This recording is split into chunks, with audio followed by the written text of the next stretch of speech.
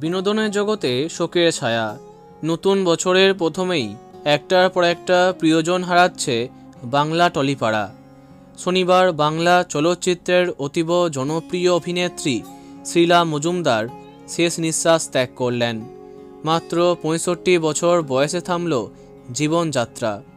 সিনেমার পর্দার বাইরে টেলি অভিনেত্রী মিষ্টি সিংয়ের সাথে তার ছিল বিশেষ সম্পর্ক।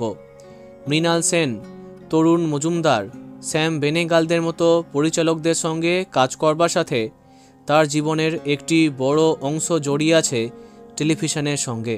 স্টার জলসার আঁচল ধারাবাহিকের জন্য তাকে বেশি করে মনে রেখেছে টেলি দর্শকেরা। সেখানে মিষ্টি সিংয়ের মায়ের চরিত্রে তাকে দেখা যায়।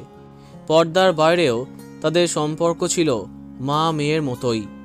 হিন্দুস্তান টাইমস বাংলাকে মিষ্টি জানান, যখন আমি আঁচলে কাজ করি ওটাই ছিল আমার প্রথম বড় কাজ। প্রত্যেকটা মুহূর্তে ইমোশনগুলো ক্যামেরার সামনে বার করে আনতে শ্রীলাদি আমায় সাহায্য করত। ওনাকে দেখে অনেক কিছু শিখেছি।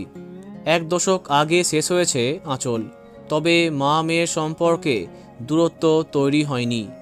গত বছরেই 7 পাকে বাঁধা পড়েন মিষ্টি। ভাদুকে আশীর্বাদ করতে তিনি পৌঁছে গেছিলেন। মিষ্টি বললেন, আমার বিয়েতে উনি আসেন।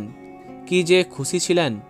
আমাদের শেষ দেখা হয় মাস কয়েক আগে, তবে ফোনে নিয়মিত কথা হতো। লাস্টবার যখন ফোনে কথা হলো বলেছিল, চল আমরা কফি খেতে যাই। তবে ওই হব হব করেও কফি খাওয়ার প্ল্যানটা ঠিক হলো না। এর মাঝেই দুম করে শিলাদি চলে গেলেন। ভাবতেও পারছি না, অবিশ্বাস্য। আফসোস হচ্ছে কেন কফিটা খেতে গেলাম না। গলাটা বুঝে এলো মিষ্টির। খানিক সামলে নিয়ে তিনি বললেন, কত ভালো সময় কাটিয়েছি শিলাদির সঙ্গে। বোলপুরে একসঙ্গে আউটডোর শ্যুট, রাতে জেগে গল্প করা, আজ সবটাই স্মৃতি।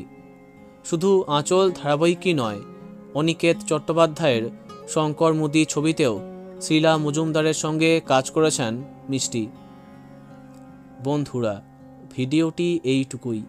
বাংলা বিনোদনের এইরকমই অনেক ভিডিও পেতে সাবস্ক্রাইব করো কারেন্ট পজ। ধন্যবাদ।